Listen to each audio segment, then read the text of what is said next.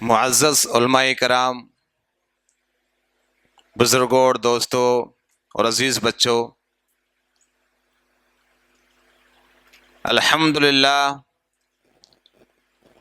ایسے موقع پر سب سے پہلے میں اللہ رب العالمین کی حمد و ثنا اور جس کی توفیق سے آج یہاں پر الحمدللہ کچھ باتیں دعوت کے تعلق سے رکھنے کی کوشش کر رہے ہیں۔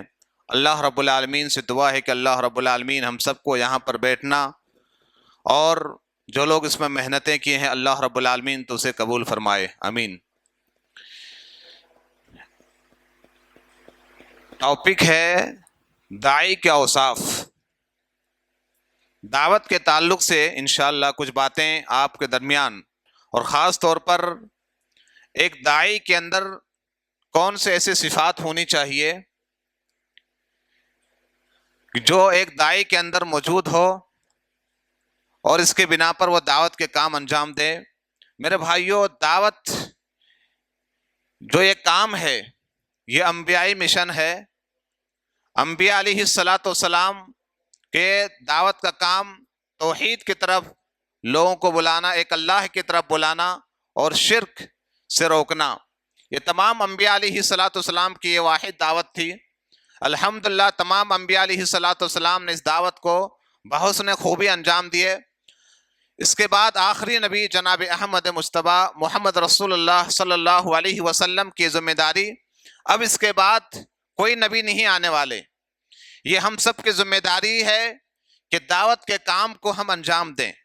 الحمدللہ خاص طور پر جب ہم دعوت کے کام کرتے ہیں تو ہم دعوت کے کام کس انداز میں کریں اور ایک داعی کے اندر کون سے ایسے صفات ہونی چاہیے جو خاص طور پر جب فیلڈ پر کام کرتے ہیں، الگ الگ میدان پر کام کرتے ہیں۔ دعوت کے لفظ ہے بہت وسیع ہے، الگ الگ فیلڈ پر لوگ کام کرنے والے ہیں، چاہے وہ اس دعوت کے کام کرتے ہیں، چاہے مدارس سے کرتے ہیں، چاہے مساجد سے کرتے ہیں، چاہے فیلڈ ورک کرتے ہیں، چاہے جس انداز میں وہ دعوت کے کام کر رہے ہیں۔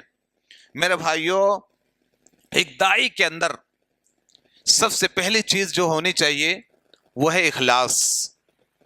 سب سے پہلی چیز کیا ہے؟ اخلاص۔ ہم یہ دعوت کے جو کام کر رہے ہیں کس کے لیے کر رہے ہیں؟ ہمارا مقصد کیا ہے؟ کس کی رضا ہے؟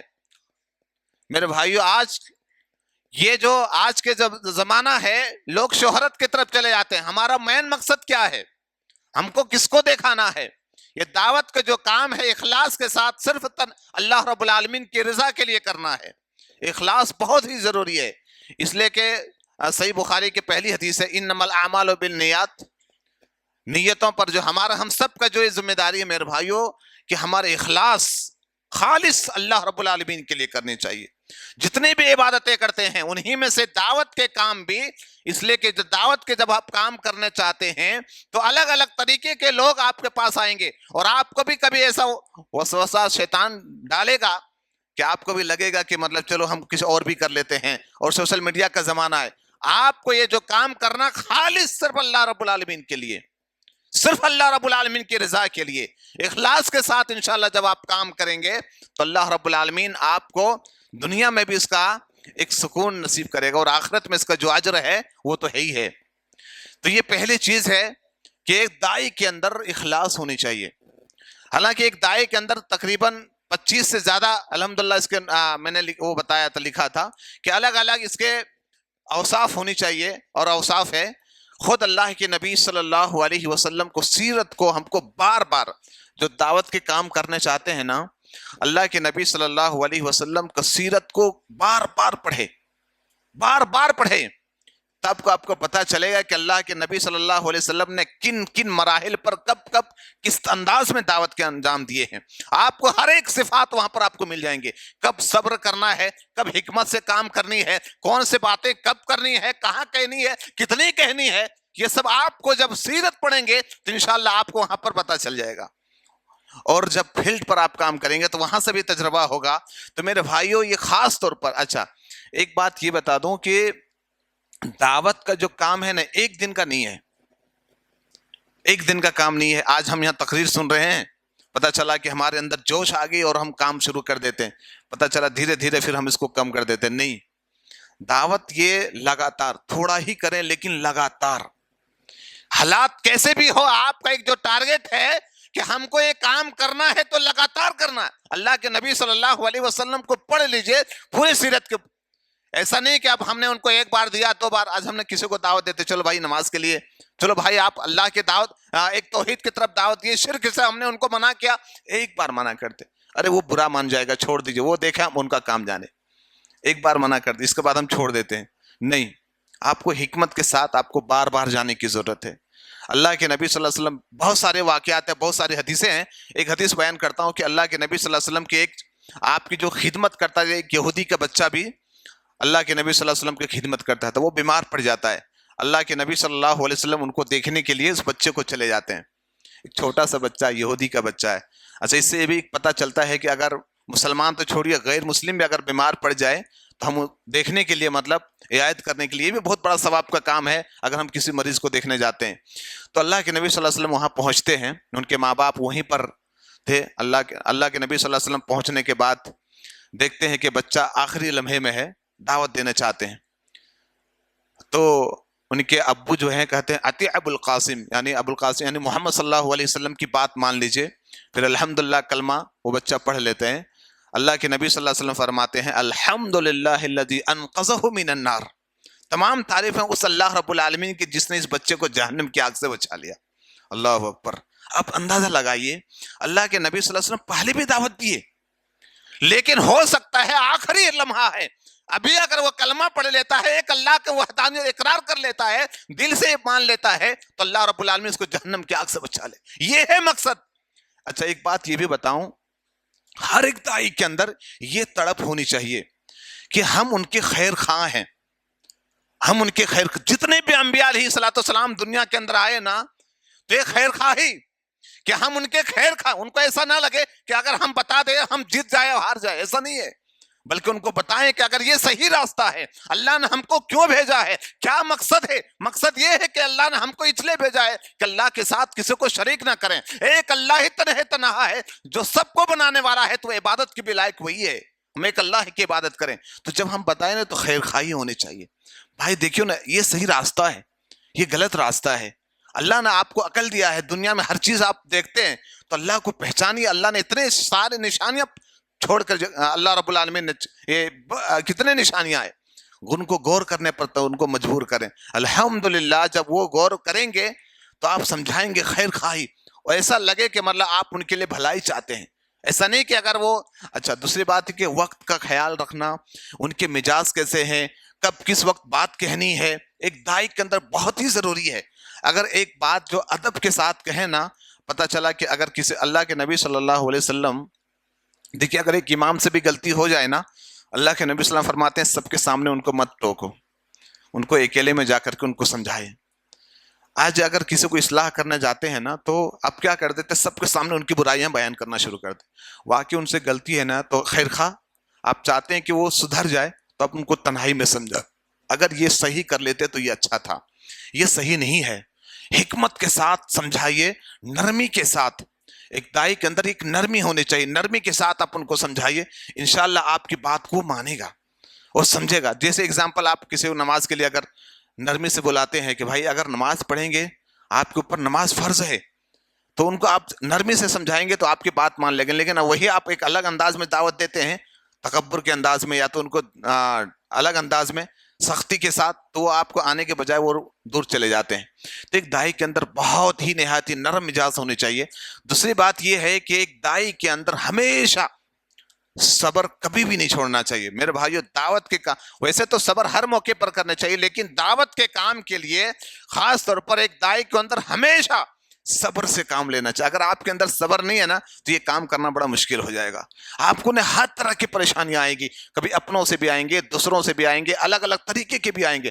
آپ کو ہر وقت تو غصہ نہیں ہونا ہے، صبر سے کام لینا ہے، حکمت سے کام کرنا ہے. آپ کو وہاں صبر کرنا آنا چاہیے. اگر آپ نے واقعی ایسے موقع پر صبر کر لیے نا، تو انشاءاللہ آپ کامیاب ہو جائیں گے. میرے بھائیوں، صبر، دعوت جو ہے نا، شیطان بھی بیچ میں کام کرتا ہے، الگ الگ طریقے پر آئے گا، لیکن آپ کو ہمیشہ ایک جو ٹارگٹ ہے, جو مقصد ہے, آپ ہمیشہ وہاں پر نگاہ رکھیں. اس کے بعد آپ اسی پر چلتے رہیں, آگے پیچھے دھیان نہ دے کر کے مقصد پر دھیان دیں, انشاءاللہ آپ کامیاب ہو جائیں گے. دوسری بات, ایک دائی جو ہے نا ایک ڈاکٹر کے مثل ہوتا ہے. ڈاکٹر مریض جب آتا ہے نا تو مریض کو یہ نہیں دیکھتا ہے کہ اس کے بدن سے کیا ہے, کہ کس انداز میں ہے, اسے وہ اس کو مرض پکڑتا ہے, اس کا علاج کرتا ہے. اگر ایک ڈاکٹر مریض سے نفرت کرنے لگ جائے گا نا تو کبھی علاج نہیں کر سکتا ہے, کبھی بھی علاج نہیں کر سکتا ہے. ایک ڈاکٹر جب اگر مریض سے نفرت, ہاں جو بیماری ہے چاہے آپ اس سے نفرت کریں لیکن مریض سے نہیں. اسی طرح ایک دائی جو ہے نا ایک مدعو سے کبھی نفرت نہیں کر سکتا. ان کو سمجھانا ہے, ان کے اندر صحیح معنوں میں دنیا کے اندر دیکھیے, پہلی بات تو ہے کہ ہمارے اندر یہ ذمہ داری آنی چاہیے کہ دنیا کے اندر سب سے بڑی نیکی کیا ہے؟ توحید ہے. اور سب سے بڑا گناہ کیا ہے؟ شرک ہے.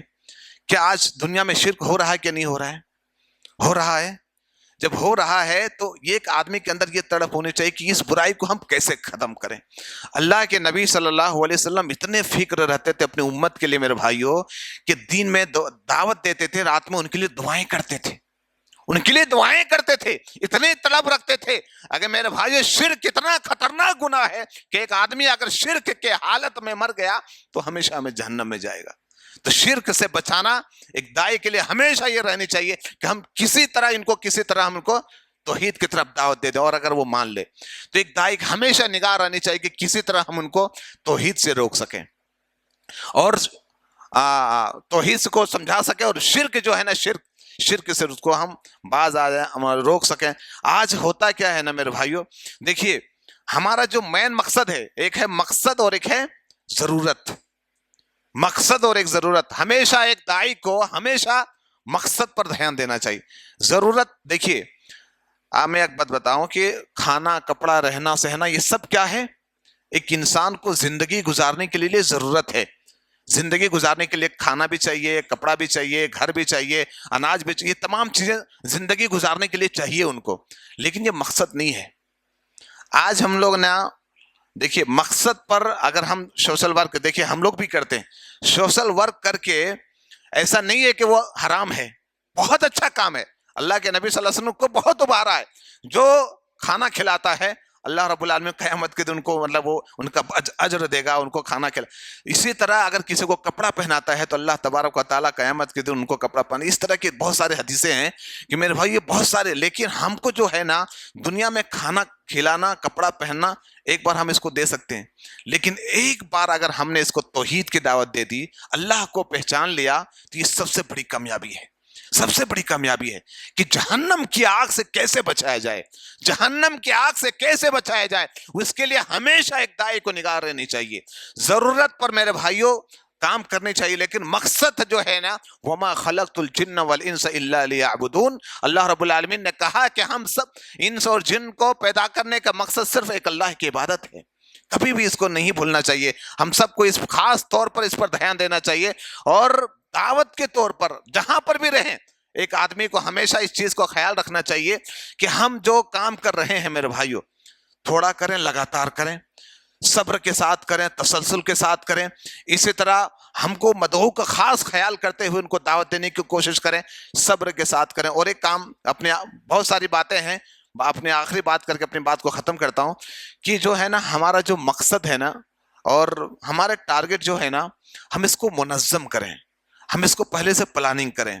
کیا ہوتا ہے نا کہ ہم بزنس ہے, دوسری تمام چیزیں کے لیے پلاننگ کرتے ہیں, لیکن دعوت کے لیے ہمارے پلاننگ نہیں ہے. ہم کو کس انداز میں کام کرنا ہے, وقت کو کیسے مطلب سمیٹنا ہے, کس وقت کہاں پر جانا ہے, آپ اس کو باقاعدہ پلاننگ کے ساتھ ہفتہ واری میٹنگ, ماہانہ میٹنگ, اس طرح آپ میٹنگ کر کے آپ اس کو ٹارگٹ بنائیں, ایک مطلب ہدف بنائیں اور اس کو منظم کریں. آپ کو وقت کو متعین کریں کہ ہم کو اس وقت میں یہاں پر کام کرنا ہے. اس کے بعد آپ نے ایک دائرہ متعین کر لیا کہ ہم کو 1 مہینے میں ایگزامپل کی اس مسجد کے اطراف میں کام کرنا ہے, 2 مہینے میں ہم کو اور آگے تک بڑھنا ہے, 3 مہینے میں ہم کو پورے حیدرآباد کو وہ کرنا. میرے بھائی اب جب تک آپ کے پاس ہدف نہیں ہوگا آپ کامیاب نہیں ہو سکتے. ایسے آئے گا، پھر آپ تو تھوڑی دیر کے لیے کام کریں گے، پھر کچھ دن کے بعد اس کام کو بند کر دیں گے۔ اس لیے کہ سب سے ضروری ہے کہ آپ کا مقصد اور ساتھ ساتھ میں آپ کا ایک ٹارگٹ ہونی چاہیے کہ ہم کو انشاءاللہ 1 سال کے اندر یہاں سے وہاں تک پہنچیں گے۔ اور یہ اگر آپ نے اس انداز میں کر لی تو انشاءاللہ دھیرے دھیرے آپ کافی انشاءاللہ اس میں کامیابی حاصل کر سکتے ہیں۔ بہت ساری باتیں ہیں انشاءاللہ، ابھی شیخ بھی الحمدللہ دعوت کے اوپر آپ کے بعد انشاءاللہ ابھی بیان کریں گے۔ اللہ رب العالمین سے دعا ہے کہ اللہ رب العالمین جو باتیں کہی گئی ہے، سنی گئی ہے، اللہ رب العالمین ہم سب کو اس پر عمل کرنے کی توفیق عنایت فرما۔ اللہ رب العالمین ہم سب کو صحیح معنوں میں سلف اور عقیدہ منہج کے مطابق جو سلف کا منہج رہا ہے دعوت کے تعلق سے، الحمدللہ اللہ رب العالمین ہم سب کو سلف کے منہج کے مطابق دعوت کے کام کرنے کی توفیق عنایت فرما۔ آمین۔ جزاکم اللہ خیر۔ السلام علیکم ورحمۃ اللہ وبرکاتہ۔